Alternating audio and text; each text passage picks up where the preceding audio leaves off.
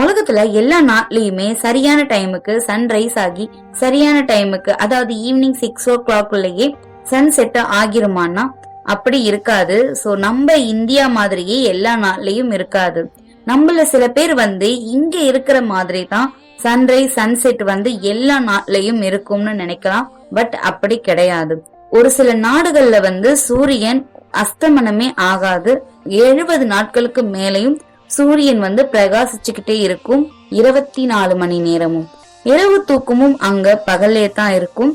தூங்க போகும்போதும் வெளிச்சம் தான், தூங்கி எழுந்திருக்கும் போதும் வெளிச்சமாகத்தான் இருக்கும். சோ இப்படி சன்செட்டே ஆகாத 6 நாடுகள் உலகத்துல இருக்கு.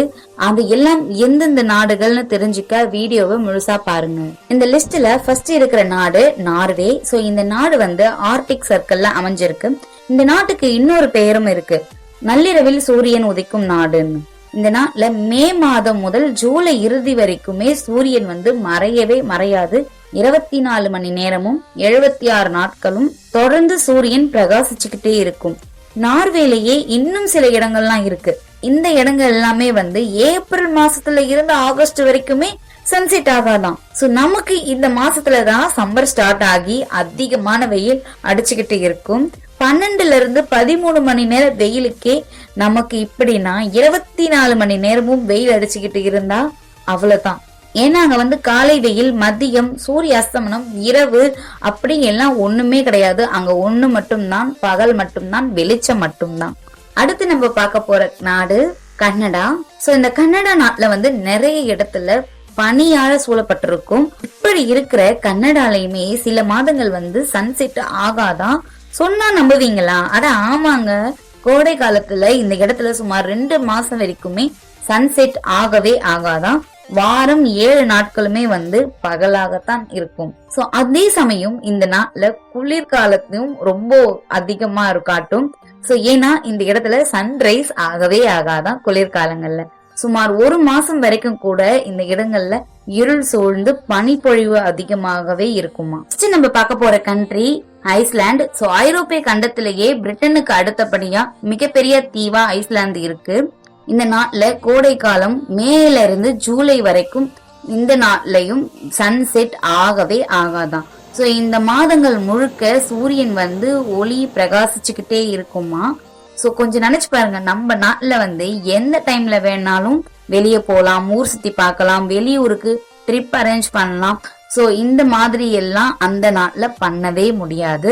ஏன்னா இந்த வெயில் காலம் இருக்கும்போது மட்டும்தான் இங்க இருக்க மக்கள் அதிகமா ட்ரிப் பிளான் பண்ணுவாங்களாம்.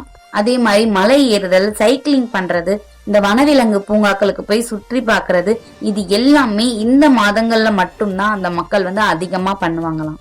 அடுத்து நம்ம பார்க்க போற நாடு 1000 ஏரிகள் மற்றும் தீவுகளை நிலமாக கொண்ட பின்லாந்து. சோ இந்த நாட்டிலயுமே 24 மணி நேரமும் 73 நாட்களும் சூரியன் மறையவே மறையாதாங்க. சோ கோடை காலத்தை விட குளிர்காலம் தான் இந்த நாட்டுல அதிகமா. இங்க இருக்க மக்கள் கோடை காலத்துல குறைவான தூக்கத்தையும் குளிர்காலத்துல அதிகமான தூக்கத்தையும் தூங்குவாங்களாம். சோ இதுவும் கொஞ்சம் வித்தியாசமா இருக்குல்ல. அடுத்து நம்ம பார்க்க போற கண்ட்ரி அலாஸ்கா. சோ இது சொல்லவே வேண்டாம். இங்க அதிகபட்சம் பனிப்பொழிவும் இரவு சூழ்ந்த இடமாக தான் இருக்கும். இந்த இடத்துலயும் மே மாசம் பிற்பகுதியில இருந்து ஜூலையோட லாஸ்ட் வரைக்குமே சூரியன் ஒளி பிரகாசிச்சுக்கிட்டே இருக்குமா. சோ அதே மாதிரி இந்த நாள்ல நவம்பர் மாதத்துல இருந்து சுமார் 1 மாசம் வரைக்கும் சூரியன் வரவே வராதாங்க, சன்ரைஸே ஆகாதான். சோ எப்பவுமே இருள் சூழ்ந்த அதிக பனிப்பொழிவு இருக்கத்தான் இந்த அலாஸ்கா இருக்குமா.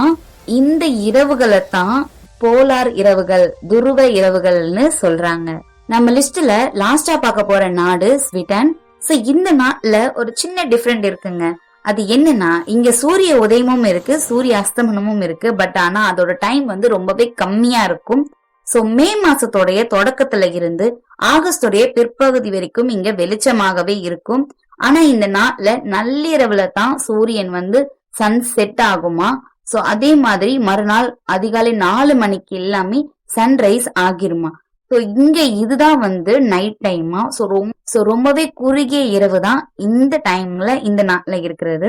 இந்த வீடியோல சொல்லியிருக்க விஷயம் எல்லாமே எனக்கு தெரிஞ்சது மட்டும் தான் நான் இந்த வீடியோல கிரியேட் பண்ணிருக்கேன். சோ எனக்கு தெரியாத விஷயங்கள் ஒண்ணுமும் இருக்கும், அது உங்களுக்கு தெரிஞ்சு கண்டிப்பா எனக்கு கமெண்ட்ஸ் மூலயமா தெரிவிங்க. சோ நானும் தெரிஞ்சுக்கிறேன். இந்த வீடியோ உங்களுக்கு பிடிச்சிருக்கு அப்படின்னா கண்டிப்பா வீடியோக்கு ஒரு லைக் பண்ணிடுங்க, என் சேனலுக்கு ஒரு சப்ஸ்கிரைப் பண்றேங்க. சோ இந்த வீடியோ முழுசா பார்த்திருந்தீங்கன்னா ரொம்பவே தேங்க்யூ ஃபார் வாட்சிங். சோ உங்க ஃப்ரெண்ட்ஸுக்கோ இந்த வீடியோவை கண்டிப்பா ஷேர் பண்ணி விட்டுருங்க.